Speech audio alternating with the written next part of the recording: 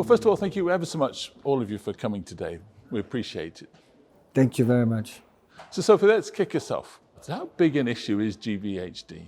It's a big issue because one will get a medical treatment for acute disease and maybe they will have a chronic disease afterwards. And it's depend on the conditioning, on the donor, on the graft manipulation, but also one who has a matched stem donor can have graft-versus-host. So it's a big issue. And Guy, how big an issue is it for patients? It's a huge issue, really. You know, when you go for a bone marrow transplant, you don't think of you potentially gonna go and deal with a new disease because GvHD is a disease. You're going for a cure. And further than that, you don't really project yourself.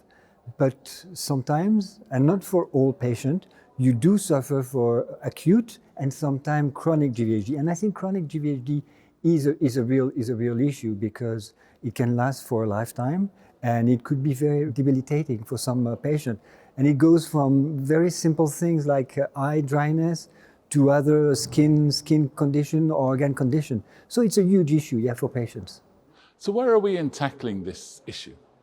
The golden treatment is steroids, which is the first-line treatment, and that hasn't changed for decades.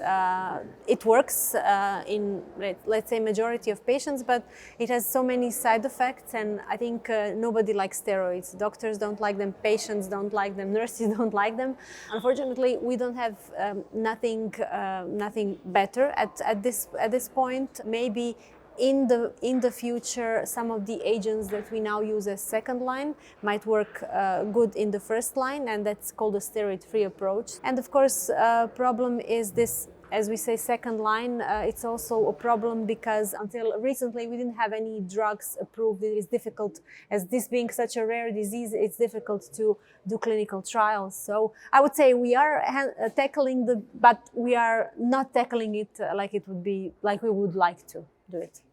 Guy, you made a very interesting point earlier when you said that when a patient is signed up for a transplant, this is not what they're signing up for per se. So how do you educate people about the possibility of this? When you get to the point where when you need a transplant, is that there's not too many other options. So the transplant is the one option left really for patients. So you want to inform the patient of the potential risk of getting GvHD, but the best risk is to get cured. It's important to give this information to patient and to the family to identify the sign of chronic GvHD, because we know, doctors know, nurses know, that in order to deal with GvHD, chronic GvHD, you need to tackle it right away. You don't want the GvHD to settle in, because sometime when it settles in, it becomes more difficult to get rid of it. So you need at that point to make sure that the patient and its family understand what are the signs, and any signs could be a sign of GvHD. So it's this education at that point is super important, I think.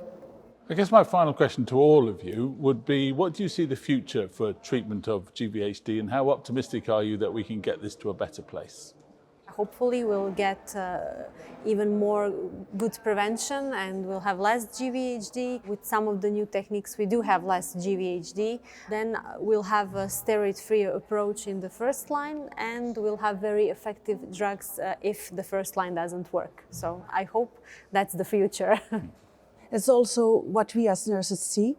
So when the first line doesn't work, they go to the second line, and you see patients get better and get home again and get alive again. So I think there is a future, yes. I really agree that corticotherapy, a free treatment of GvHD could be and should be the future. Well, thank you very much indeed for joining us. It's been a real pleasure. I appreciate your time. Thank you. Thank you very much. Thank you.